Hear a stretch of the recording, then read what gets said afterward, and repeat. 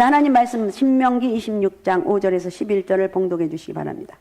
너는 또 내 하나님 여호와 앞에 아뢰기를 내 조상은 방랑하는 아람 사람으로서 애굽에 내려가 거기에서 소수로 거류하였더니 거기에서 크고 강하고 번성한 민족이 되었는데 애굽 사람이 우리를 학대하며 우리를 괴롭히며 우리에게 중노동을 시키므로 우리가 우리 조상의 하나님 여호와께 부르짖었더니 여호와께서 우리 음성을 들으시고 우리의 고통과 신고와 압제를 보시고 여호와께서 강한 손과 편팔과 위엄과 이적과 기사로 우리를 애굽에서 인도하여 내시고 이곳으로 인도하사 이 땅 곧 젖과 꿀이 흐르는 땅을 주셨나이다.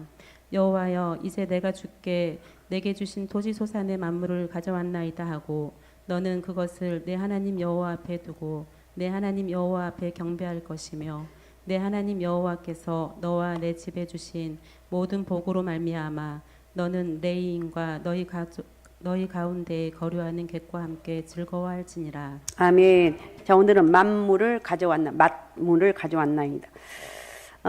추수와 관련되어서 성경에 나타난 최초의 감사 제사는 가인과 아벨의 제사로부터 시작됩니다. 그리고 유대인의 7.7절 수상절들과 같이 고대로부터 추수감사에 관련한 의식은 어느 나라에서나 찾아볼 수가 있습니다. 이렇게 각 나라의 민속적인 풍습으로 행해졌던 추수감사제가 교회 한절기로서 지켜지게 된 것은 영국에서 우리가 잘 아는 말씀이지만 다시 리바이벌합니다. 미국으로 건너온 청교도에 의해서 거행되었던 1621년 추수감사절의 영향 때문입니다. 성경 말씀대로 경건하게 생활하는 청교도들과 이미 형식주의적 신앙생활에 젖은 영국의 국교도들 간에 많은 신앙의 갈등이 있었습니다. 영국의 국왕은 영국의 국교도와는 다른 신앙 견해를 가진 청교도들을 절대 용납하지 않았습니다. 신앙적 자유를 허락하지도 않았습니다. 그래서 청교도들은 그들의 신앙을 지키기 위해서 네덜란드로 건너갔는데 그날 11년간의 네덜란드의 생활은 무척 고달픈 인생이었습니다. 올바른 신앙인으로 자녀를 교육하기란 더더욱 힘이 들었습니다. 청교도들은 신대륙으로 가기 위해서 7년 동안 힘들어 일해서 번 돈으로 배를 샀습니다. 그러나 스피드웰이란 이름을 가진 그 배는 장기간 항해에 적합하지 않았으므로 다시 다른 배를 구입하였는데 그 배가 유명한 메이플라워입니다. 그러나 이 배 역시 180톤의 작은 배에 지나지 않았습니다. 그러나 신앙의 열정에 불타는 청교도들은 신앙의 자유를 찾아 1620년에 메이플라워를 타고 신대륙인 미국으로 건너갑니다. 그런데 먹을 물과 양식이 부족한 가운데 행해진 65일간의 항해가 65일간에 갔습니다. 65일 동안 배를 타고 갔습니다. 험난했을 뿐만 아니라 그들을 꿈에 부풀게 했던 신대륙에서의 생활도 생각처럼 좋은 것이 아니었습니다.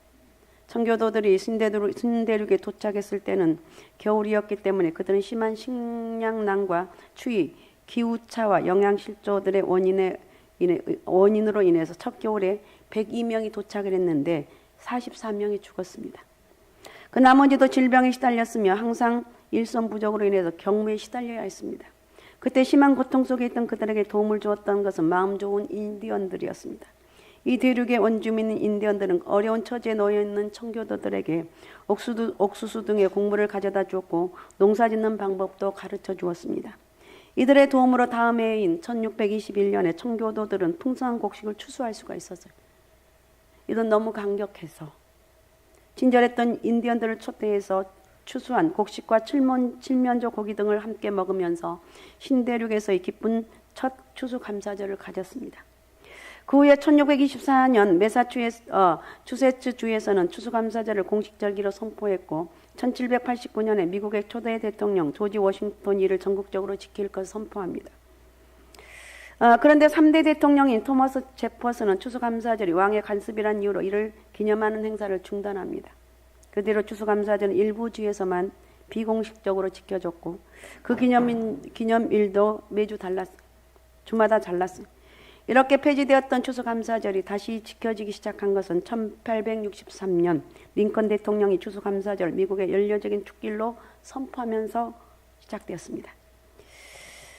이는 사라 요세프 헤일이라는 여사가 이렇게 말합니다. 추수감사절은 미국의 건립의 하나님의 은혜로 되었음을 기념하는 연례적인 절기로 지켜져야 된다. 이런 주장이 받아들여진 결과라고 합니다.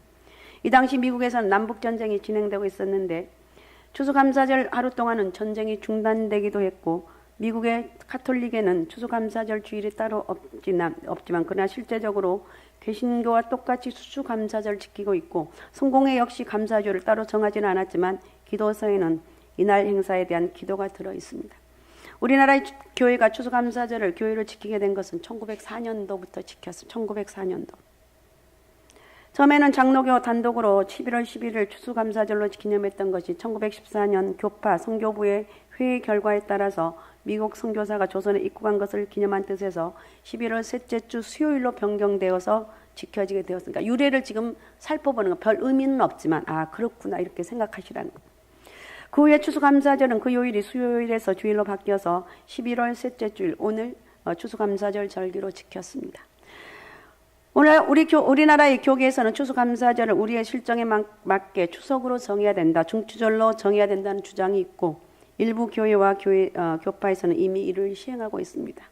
그러므로 추수감사절 드리는 우리 어려운 형편 가운데서 풍성하게 허락하신 하나님 은혜에 감사하면서 예배든 추수감사절 통해서 나는 올해는 힘들었습니다. 그래도 왜? 내년을 바라보면서 아니면 지금까지 하나님 은혜로 살아왔고 앞으로 있을 주님의 축복을 바라보면서 늘 감사하는 것.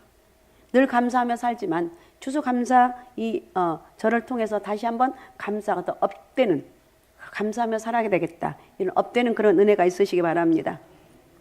여러분 정말 감사는 중요해요. 그죠? 사람들하고 만나면 딱 이렇게 훑어보면서 오늘 왜 그러는 거야? 이러면 안 되겠죠. 기분 나빠요. 그래요? 안 그래요? 여러분 기분 좋아요? 나빠요. 오하를 흩어보지 말고 아유 잘 계셨어요. 아유 오늘은 더 아름다워 보여. 말이라도 뭐 그렇다고 예뻐집니까? 그렇다고 뭐 잘생겨집니까?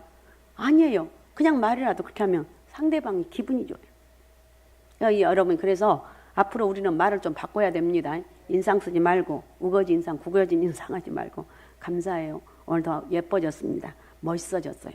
그러면요 사람들은요 내가 정말 그런 거 다시 거울을 보는 거예요. 내가 뭐가 변했지? 내가 뭐가 괜찮은 거야? 그러는 거예요. 그래요? 안 그래요?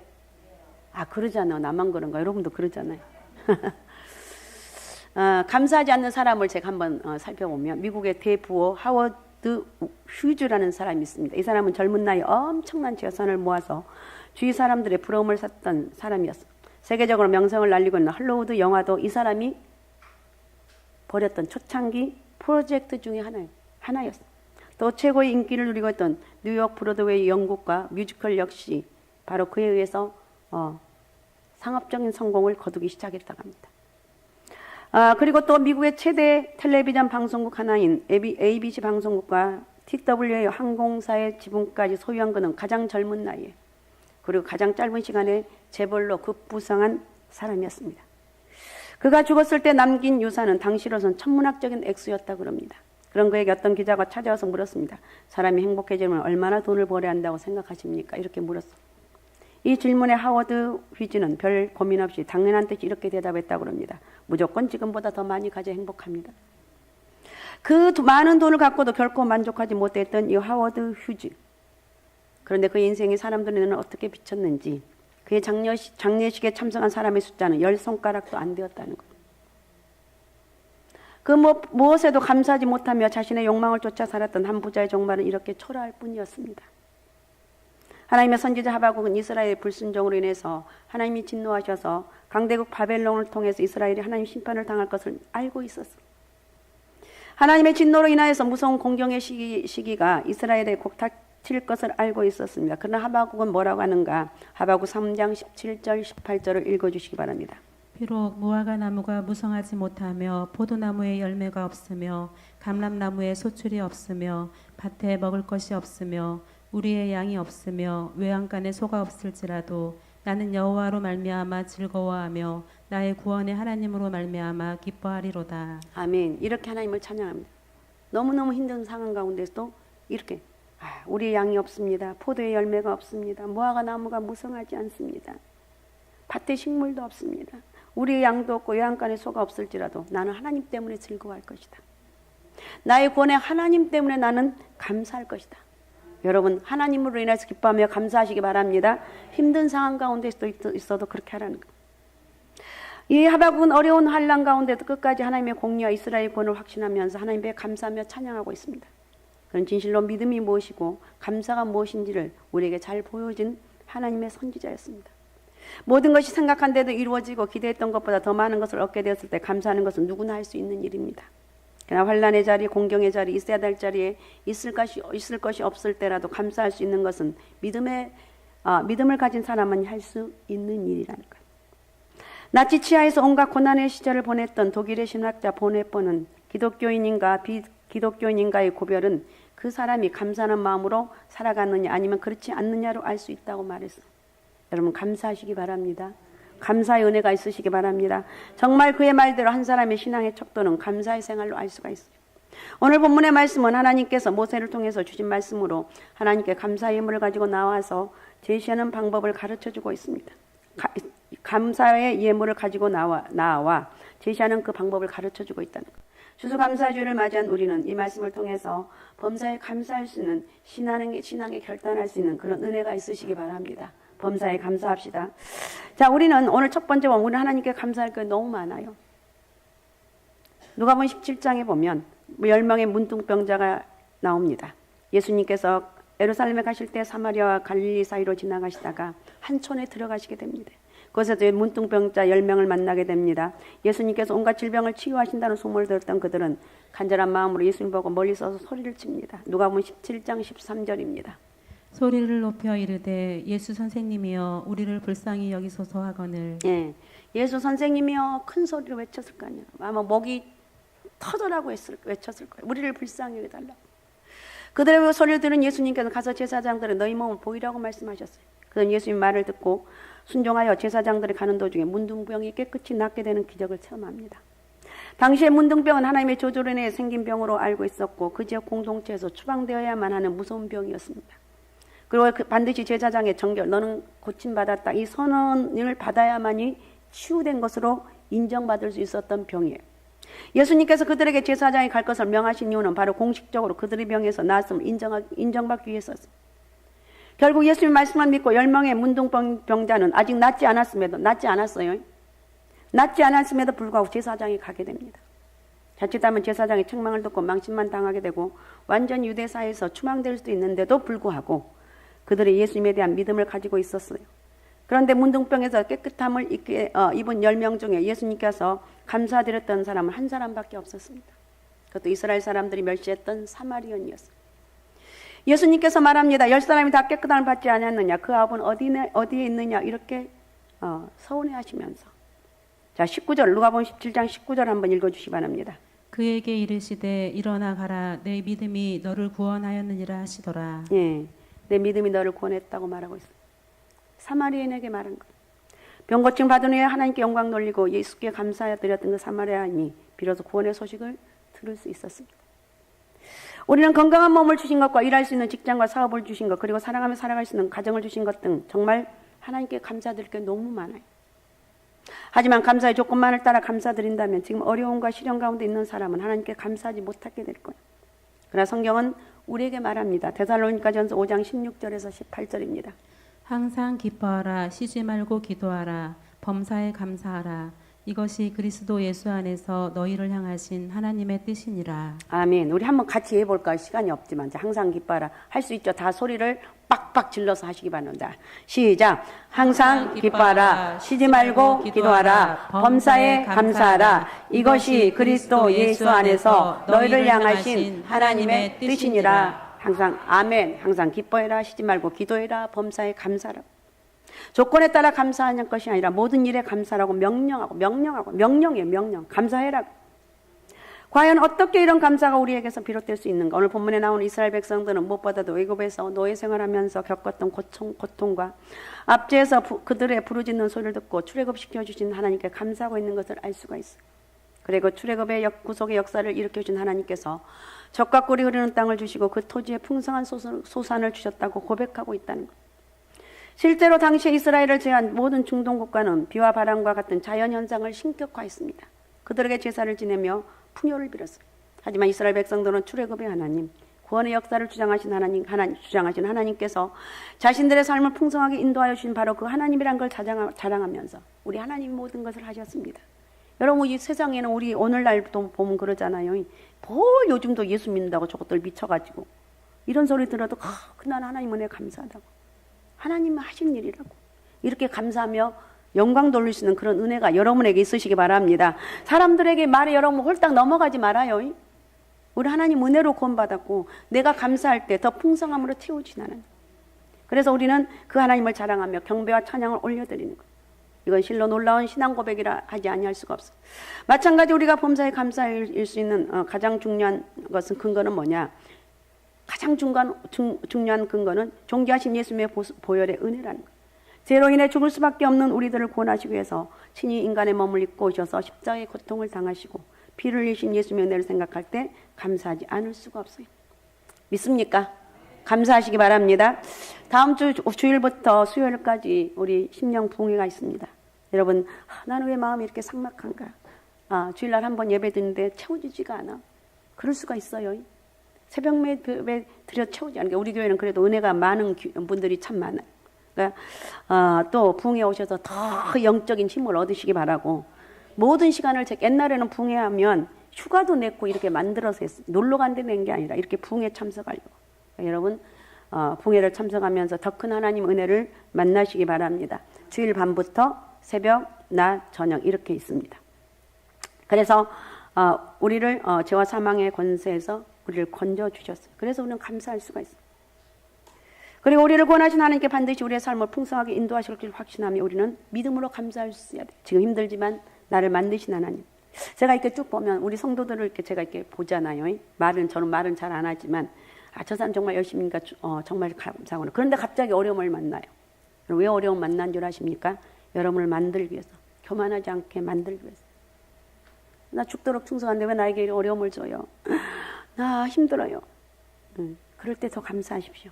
하나님 만드는 중에 더 교만하지 않고. 그래서 이 부분에 더 만들어서 또 한 단계 올라가게 만들고, 너무너무 힘들지만 그래도 하나님께 기도하고 나가면 감당할 수 있는 은혜도 주시는 거예요. 믿습니까? 감당하니까 내 힘으로 할 수 있는 게 아무것도 하나님이 주신다. 우리가 운명이나 요행으로 내가 복음 얻는 것이 아니라 우리를 구원하신 예수님께서 우리에게 인도하신다는 것을 알아야 되는. 그래서 감사하는 거예요. 무엇보다도 나를 위해서 고통당하신 예수님의 대속의 은혜를 우리가 감사해야 되는 거예요. 그 다음에 두 번째 진정한 감사는 이웃과 함께 나누는 데서 비롯된다는 거예요. 11절 한번 읽어주시면 11절.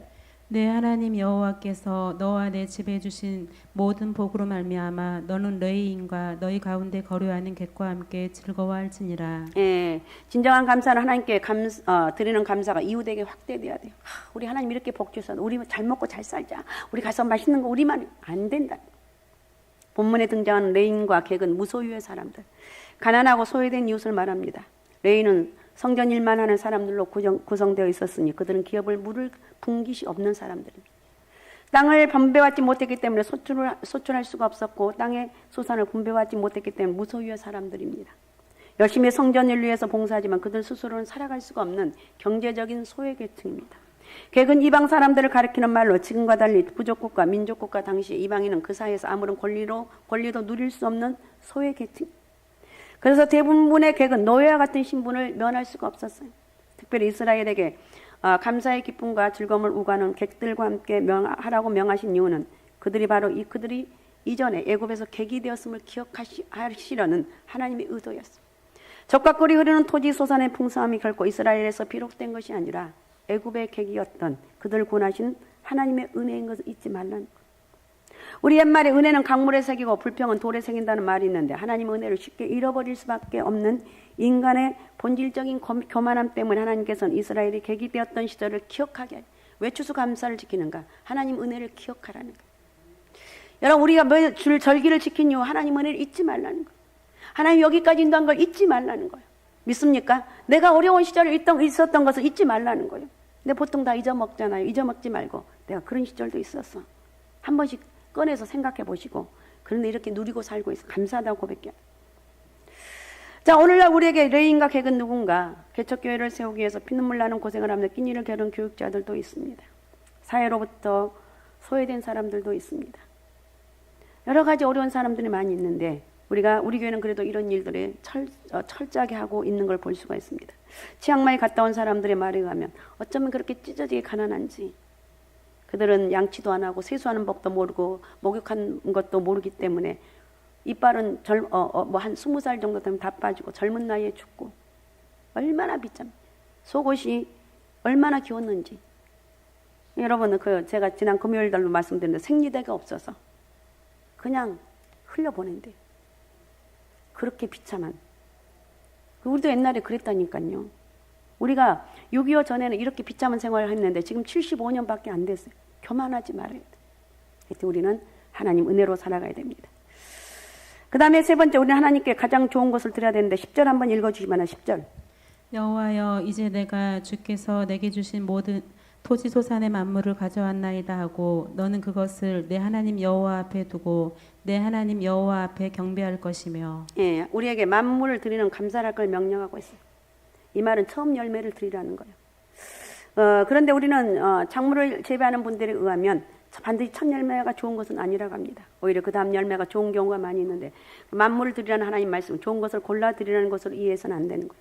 만물이라는 것은 생산품의 질이 좋고 나쁨을 따지는 말이 아니라 이보다 훨씬 중요한 의미가 있어요.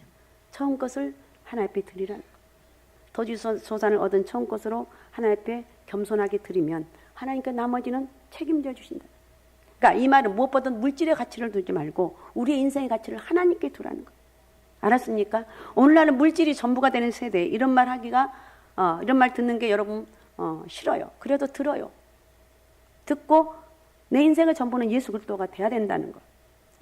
이렇게 살아갈 때 여러분 평안한 삶이 되고 하나님께 인정받고 축복의 통로가 된다는 거.